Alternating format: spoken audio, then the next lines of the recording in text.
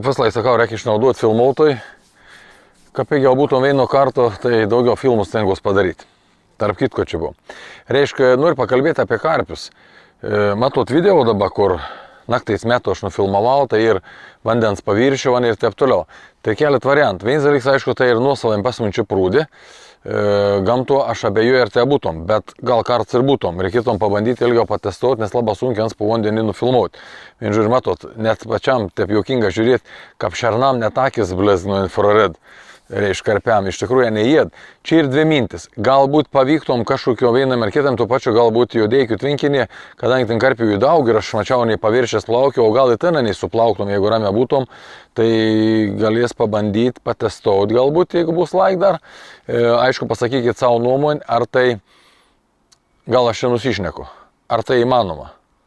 Bet kad karpia įėd paviršiau, ir faktas, nes jūs dabar matot, kada neįėd paviršiau.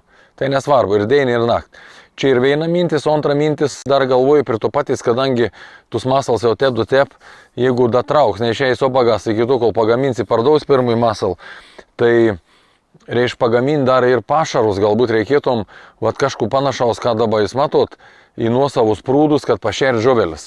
Aišku, ne turės būti didesnė gabala, gal po 3-5 kg, gal dar didesnė, kada reiš tuik uždėdį, leidį, ar ant sistemelės ten, ar kažką pakabini, ir uns va po bištį irpst, tada kas būtum galvoj gera. Nežinau, vėl komentuokit, ar tai būtum geras dalyks, ar tiesiog nereikalinga, nes visokiausių tų barstiklių. Bet mano nuomonė gal būtum gera dėl ko. Reiškia, neužsiterštum prūds, nes mums labai lėta tirps, galit padaryti, kad dar lėčiau tirptum, negu jūs dabar matot montas pagamintas šaškės nuo masalus. Reiškia, pašars galėtum tirpti palei irgi poreikį.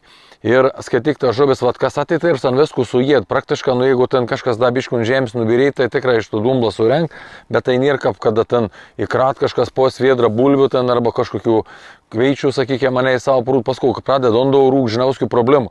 Ka ondo rūks, tai ir fakts, ir jūs matot, kad aš išėmu čia, vis sistemėlį lauk su savo kamerom ir pastovę šano plaunu. Nes tikrai aprūks, atrodo toks didelis telkinys ir neturėtum būti tokių dalykų, ondo turėtų susivalyti, nefiga. Reiškia, jeigu ten dedas pašarą, kažkas tokio, reiškia, žuvis plauk, ten visokių tų gleivių, taip toliau, ir pradeda rūk, pradeda vis tas rėms smirdėti, žuvis nebenori tepėti. Ir aš esu privalomai perkel vis laik iki atveit, 10-20 metrų į šon ir tada ta žuvis vėl suplauk. Tai va, ką jūs manot apie tokį dalyką, kad pašarus tokius ar man reikėtų mąstyti, ar būtų įdomu, ir pasakykit dar apie karpių savo nuomonę. Ar mes pabandom, manus kaip noris paviliuoti, kad į vandens paviršių ir galbūt mums pavyktų kažką vieną parketę nufilmuoti. Lauks komentarą, Masals, Alvyds, su energija, sekmadienį vakaras, aišku, video gal ryto matysit, nesvarbu, jodam pirmin, iki.